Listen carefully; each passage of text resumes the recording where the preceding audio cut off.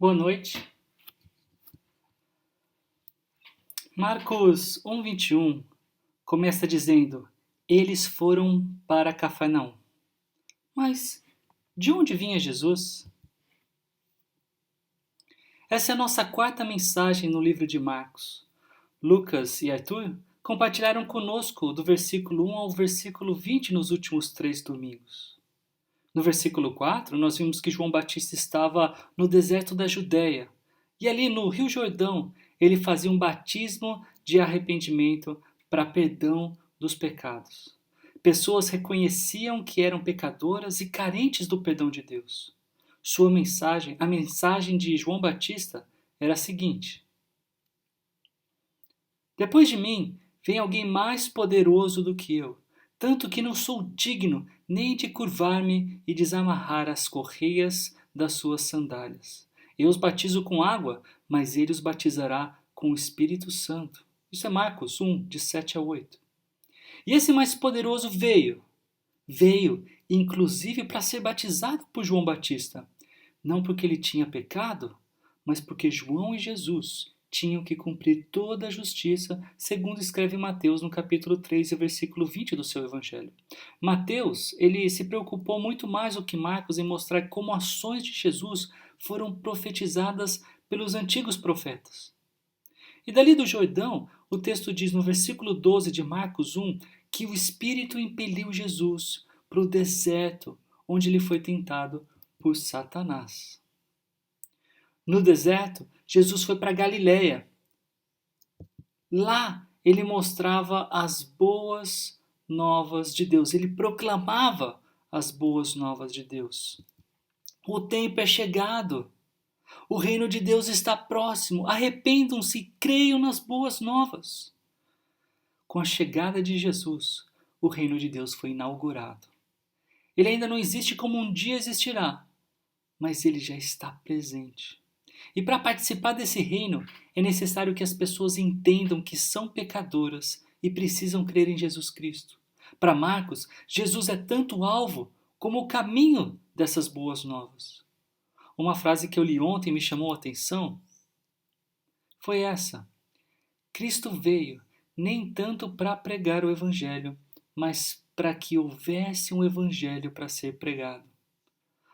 Robert William Dale, ele era britânico e líder na igreja congregacional no século XIX.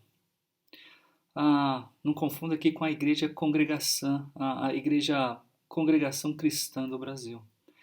E essa frase ela é interessante porque enfatiza que sem Cristo não haveria um evangelho para ser pregado. Evangelho é o mesmo que boas novas.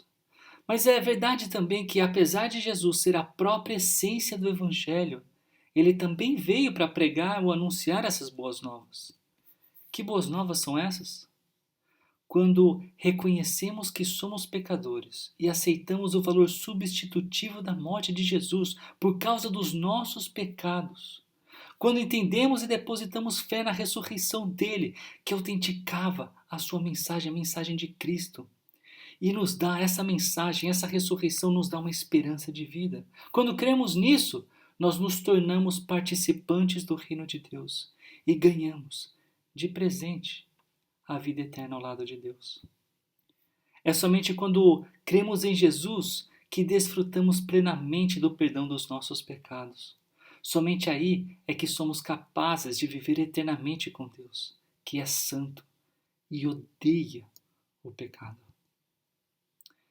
É na Galileia, ali em cima no nosso mapa, que Jesus chama os primeiros 4 discípulos, Simão e o seu irmão André, Tiago e João, filhos de Zebedeu.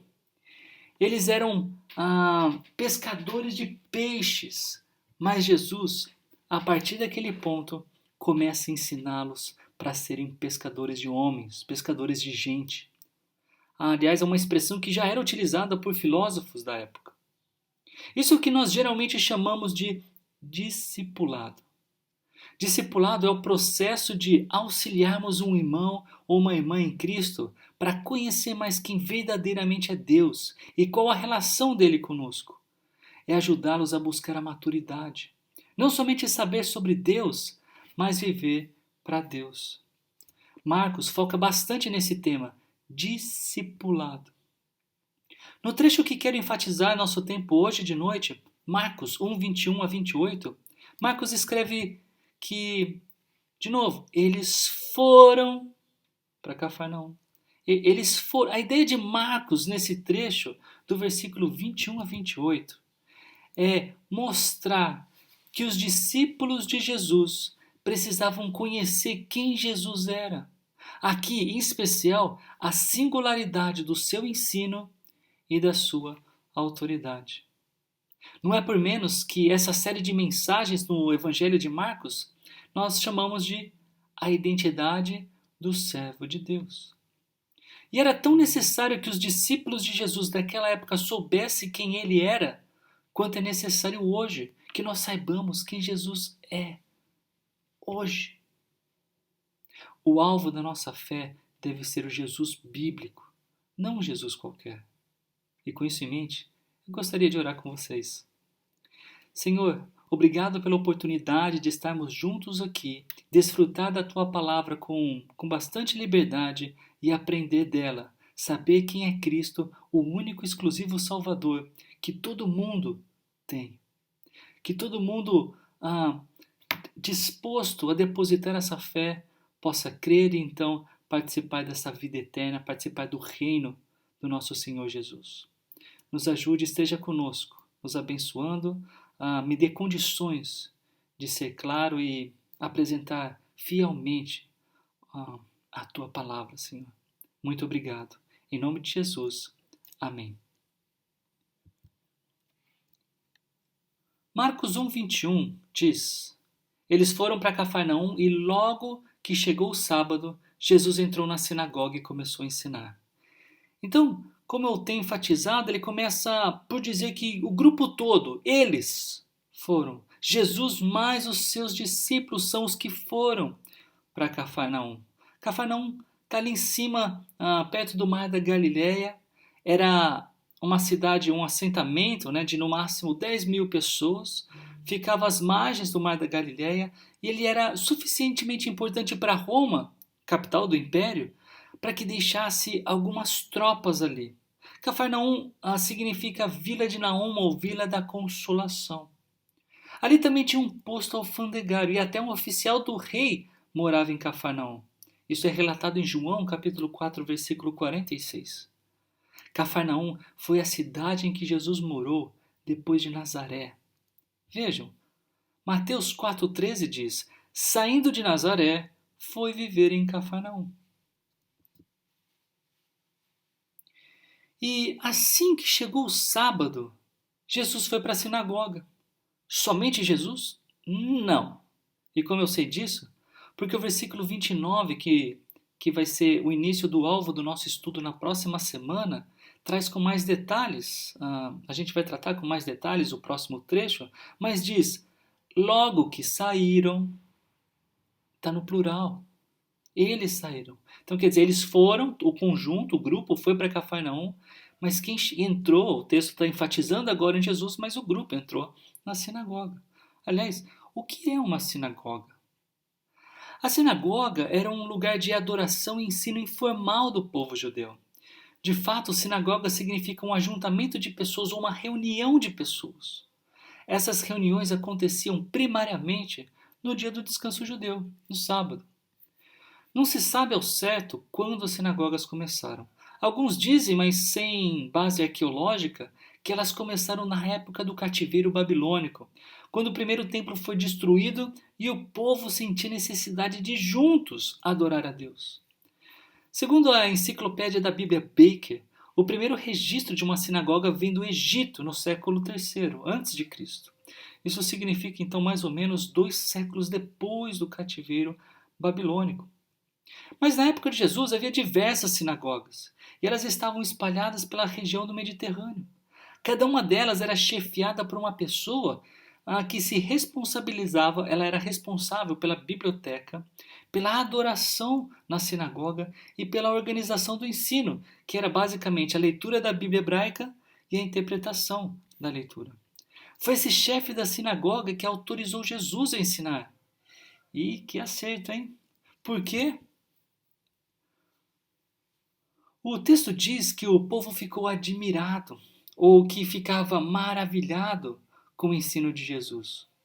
Com a mesma autoridade que ele havia convocado os seus discípulos, agora ele ensinava na sinagoga. E essa palavra, como está na nova versão transformadora, admirado ou maravilhado na NVI, na revista atualizada, foi a tradução para o português de um verbo grego que tem o sentido de perder o fôlego. Quando a gente fica maravilhado a ponto de... Nossa! Mas isso, por que isso? Porque Jesus era bonito? Não é o que o texto diz. Porque Jesus era vistoso? Também não é o que o texto diz. As pessoas perderam o fôlego, ficaram atônitas com o que ouviram do ensino de Jesus. Era porque Jesus ensinava, como diz o texto, como alguém que tem autoridade. Porque ele falava com verdadeira autoridade. Marcos não nos diz precisamente qual o aspecto, o detalhe do ensino de Jesus que exibia autoridade. O que ele faz é mostrar que existia um contraste muito claro do ensino de Jesus com o ensino dos mestres da lei. As antigas traduções diziam os escribas. Todos aqui já tivemos professores. Eu já tive muitos. Alguns foram ruins. A maioria normal, sem muito destaque. Poucos foram fantásticos. E o professor que eu tenho em mais autoestima, ele faleceu em 2014, ironicamente, no Dia dos Professores. E o que destacava ele dos demais? Ele conhecia o conteúdo do seu ensino profundamente. Ele não era somente uma pessoa informada que passava adiante informações. Era uma pessoa que materializava aquilo que conhecia. Era uma pessoa que, além de ensinar com profundo conhecimento, testemunhava com a sua própria vida o significado da maturidade cristã.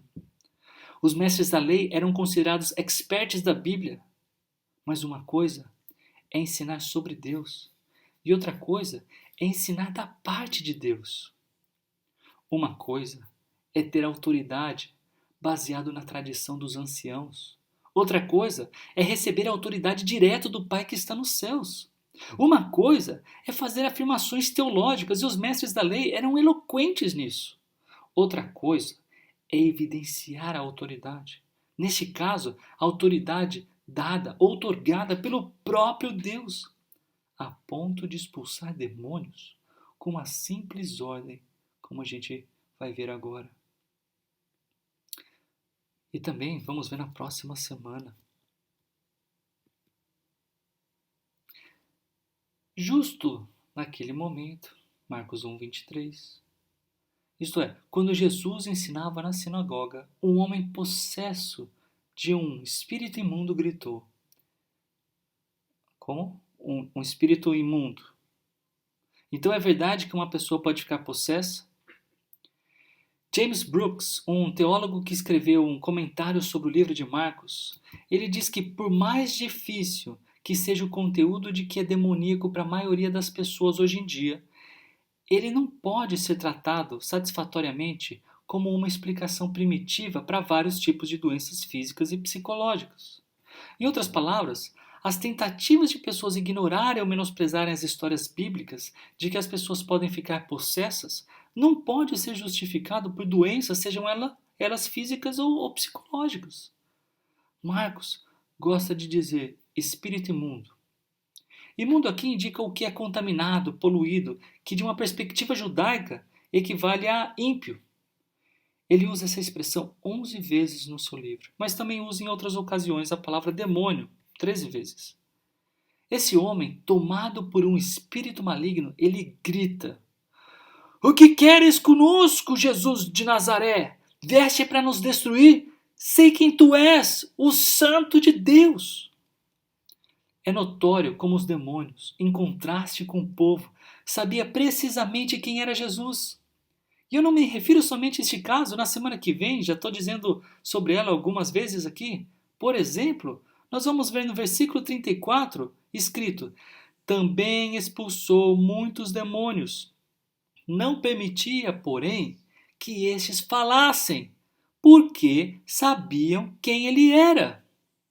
Para vocês terem uma noção, até os discípulos de Jesus eram lentos para perceberem plenamente quem era Jesus. De fato, somente na crucificação foi que um ser humano afirmou Jesus como Filho de Deus. Sabem quem foi? Não foi um discípulo. Também não foi a mãe de Jesus. Em Marcos 15:39, diz que foi um centurião, um militar romano. Ele disse: verdadeiramente, este homem era o Filho de Deus. Aqui, o demônio sabia que Jesus não era um mero exorcista, mas sim um ungido de Deus, que veio para destruir as artimanhas e o império de Satanás. Jesus é o santo de Deus, o homem puro, sem pecado, sem mácula, aqui em contraste com o imundo do espírito maligno. O demônio conhecia o caráter e a identidade de Jesus. Ele sabia muito bem a razão pela qual as pessoas ficaram admiradas quando Jesus ensinou. Ele sabia com detalhes o porquê daquela autoridade que Jesus tinha. O demônio, o espírito imundo, reconhecia tanto a humanidade de Jesus quando disse Jesus de Nazaré, quanto a divindade de Jesus quando disse o Santo de Deus. Mas por que o texto parece mostrar que havia mais de um demônio? Perceba, olha como, o que diz, olha os verbos, os pronomes. O que queres conosco? Vieste para nos destruir? Quantos demônios tinha esse indivíduo em possessão? Aqui existem duas respostas possíveis. Talvez essas duas mais comuns, a primeira mais comum do que a segunda, é que o espírito imundo, ele fala em nome do seu reino satânico. Ele é o primeiro que dá a cara a tapas do reino de Satanás na história, no Evangelho de Marcos, e como tal, ele poderia estar representando o grupo todo. É uma possibilidade. Uma segunda possível resposta, ela se refere à possibilidade do demônio estar falando dele mesmo, mas as pessoas presentes na sinagoga. Apesar de ser uma possibilidade ainda menos comum e talvez soe mais estranho, o fato é que Jesus aqui ele não está só iniciando a destruição do sistema satânico, mas também de um sistema religioso que não crê ser ele, Jesus, quem ele verdadeiramente é, o Messias. A ênfase no texto em mostrar a autoridade de Jesus em seu ensino é um confronto direto contra Satanás e os demônios, quanto também ao sistema religioso vigente, que não só desconfiava de Jesus, naquilo que ele dizia ser, como eles orquestraram a morte dele. Então, seja a primeira opção ou a segunda, a autoridade do ensino de Jesus também está presente na ordem que ele dá ao demônio. Cale-se e saia dele, repreendeu o Jesus. Quando leio esse breve versículo, logo me vem à mente os demorados shows da fé, onde um dito pastor entrevista um indivíduo supostamente endemoniado. O diabo e sua tropa nunca tem lugar, nunca deve ter lugar de evidência. Esse lugar sempre deve pertencer somente a Deus. Quando cultuamos Ele, o culto é para Deus, é sobre Deus, é com Deus, é para Deus. Com a autoridade de Jesus, com essa repreensão, o espírito imundo sacudiu o homem violentamente e saiu dele gritando. Mais uma vez, é interessante o contraste do espírito imundo com as pessoas. Com nós mesmos, não só com as pessoas daquela época. Será que, se nós conhecêssemos Jesus como de fato Ele é, como até o espírito imundo conhecia, será que nós não seríamos mais obedientes às ordens de Deus, como também foi rápido o espírito imundo em obedecer? Em outras palavras, o espírito imundo, ele sabia quem era Jesus, o Santo de Deus, ele disse.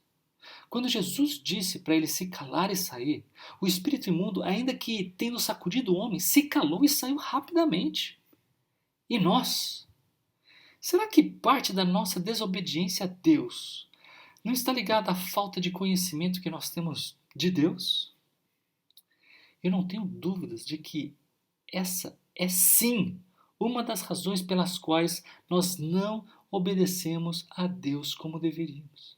Se soubéssemos que Cristo é muito mais poderoso, colocando aqui um contexto, que Thanos, com todas as joias do infinito, seguramente teríamos uma outra visão, uma outra perspectiva sobre ele e, consequentemente, agiríamos diferentemente. Com a saída do espírito imundo deste homem, todos ficaram admirados, que perguntavam uns aos outros: o que é isto? Um novo ensino e com autoridade. Até os espíritos imundos ele dá ordens e eles lhe obedecem. Aqui a palavra admirado é a tradução de outra palavra grega. Enquanto a primeira era de tirar o fôlego, essa é de ficar chocado, pasmo, boquiaberto, estupefato. O que é isto? Eles perguntavam uns aos outros. A autoridade que viram no ensino de Jesus também viram contra o espírito imundo. E o uso dessa palavra, autoridade, ela chama atenção. Porque essa palavra, logo antes dos escritos do Novo Testamento, antes do Novo Testamento ser escrito, no grego, ela tipicamente designava uma autoridade supranatural. Alguém que tinha uma autoridade além do natural, além do normal. E Marcos usa essa palavra, exousia, 9 vezes. Todas elas, no seu evangelho, refletindo direta ou indiretamente a autoridade de Jesus. Então, não era como uma autoridade política, não era como de uma autoridade eclesiástica, ou seja, da igreja. Não era uma autoridade militar, era uma autoridade sobre-humana. A tal ponto que mesmo demônios obedeciam. O que é isto? De novo, eles perguntaram. Eles não compreendiam completamente quem era Jesus ou o que a presença dele na terra significava. Eles ouviram um ensino superior, um exorcismo completamente diferente de qualquer show da fé e se perguntavam: o que é isto? O público testemunhava o poder de Deus, como havia afirmado João Batista, se lembra? Depois de mim vem alguém mais poderoso do que eu. Esse poder se evidenciava de diversas formas, e uma delas era por meio da autoridade que Jesus tinha ao ensinar e ao combater os demônios. O que eles testemunharam não tinha precedente. O tempo é chegado, já havia dito Jesus. Mas ainda que as pessoas não soubessem com detalhes sobre a identidade de Jesus, e talvez isso seja verdade para muitos de nós aqui no nosso meio, essas pessoas começavam a ganhar insights, impressões sobre quem ele era, o homem-Deus. Ao ter consigo seus discípulos ao seu lado, aos poucos eles notavam a verdadeira identidade do servo de Deus. Então as notícias a seu respeito se espalharam rapidamente por toda a região da Galileia. Hoje, aqui conosco, nós temos a presença de alguns irmãos e irmãs lá de Campinas, São Paulo, da igreja que nos enviou para cá. Um deles é o Lucas, aqui na minha frente. Ele é o nosso líder de ministério. Ao ler esse relato de Marcos, esse versículo 28, que as notícias a respeito de Jesus estavam se espalhando rapidamente por toda a Galileia, eu penso: como eu adoraria dizer para ele, para o Lucas e para toda a igreja de Campinas, que as verdades bíblicas, o nascimento, a vida, a morte de Jesus têm sido rapidamente espalhadas por toda a região de Paulo Afonso. Mas esse trabalho não é exclusivo meu, não é exclusivo do grupo que veio de Campinas. Esse trabalho, como veremos no decorrer do Evangelho de Marcos, não era uma tarefa exclusiva de Jesus. Os discípulos também se tornaram responsáveis por anunciar o Evangelho. No final de Marcos, do Evangelho de Marcos, nós lemos: Jesus disse: Vão pelo mundo todo e preguem o evangelho a todas as pessoas. Essa é uma tarefa que todo cristão precisa cumprir. Melhor do que um relatório para Campinas é a consciência obediente, limpa e alegre diante de Deus, de que as notícias a respeito de Jesus têm se espalhado rapidamente por toda a região de Paulo Afonso, por todo o norte da Bahia, por Alagoas, por Sergipe, por Pernambuco, pelo Brasil. Para isso, nós precisamos conhecer quem é Jesus. É necessário que saibamos quem Ele é. E não há melhor forma do que meditar e estudar a palavra de Deus. Demônios sabem quem Ele é, mas trabalham contra o reino de Deus. Quando sabemos quem Jesus é, nós podemos trabalhar mais efetiva e eficazmente em prol do reino de Deus. Quando conhecemos esse que tem autoridade sobrenatural, nós temos melhores condições de andar nos caminhos de Deus, porque, em primeiro lugar, sabemos a diferença entre o verdadeiro caminho de Deus e o falso. Em segundo, porque à medida que andamos no caminho dele, nós experimentamos que não existe nenhum outro caminho que nos traz tanta alegria. Eu tenho uma sugestão para todos nós que estamos aqui.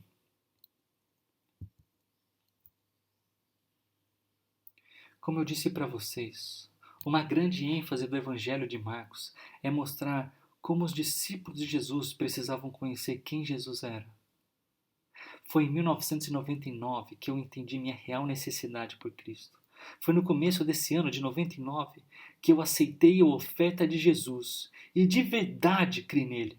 Eu fui salvo pela graça de Deus, por meio da fé. Nada, nenhuma obra poderia me colocar próximo dele, a não ser o próprio amor dele por mim. E nesse ano eu comecei a ser discipulado por um amigo que me ajudou muito nos primeiros passos da fé bíblica cristã.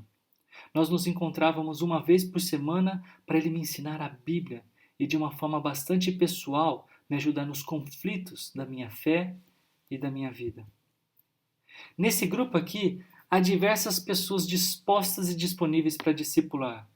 Quero acreditar que também existem pessoas querendo ser discipuladas, ou seja, que querem aprender mais sobre a Bíblia, a palavra de Deus. Meu desejo é incentivar esse encontro entre você que pode discipular e você que pode e quer ser discipulado. E é por isso que eu vou deixar essa folha e essa caneta aqui, para que vocês, ao final, vocês que querem ser discipulados, coloquem o seu nome e uma informação. Para vocês que querem aprender de uma forma pessoal, aprender mais da Bíblia de Deus, escrevam o seu nome. Tá? Novamente, essa é uma folha somente para quem pode e para quem quer.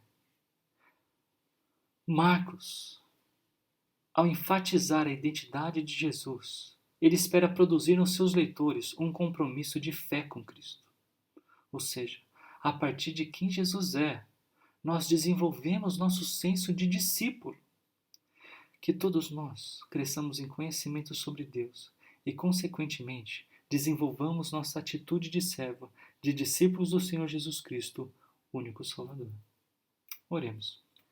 Senhor, obrigado. Obrigado porque neste texto podemos observar com clareza a autoridade de Jesus Cristo. E quanto mais aprendemos dele, mais percebemos o quanto podemos desenvolver esse senso de discípulo, o nosso serviço para esse reino do Senhor. Nos ajude a conhecê-lo cada dia mais e a desenvolver o nosso caráter cristão, a semelhança e a perfeição de Jesus Cristo, o único que não pecou e que morreu pelos nossos pecados na cruz do Calvário. Obrigado, Senhor. Eu oro assim em nome de Jesus. Amém.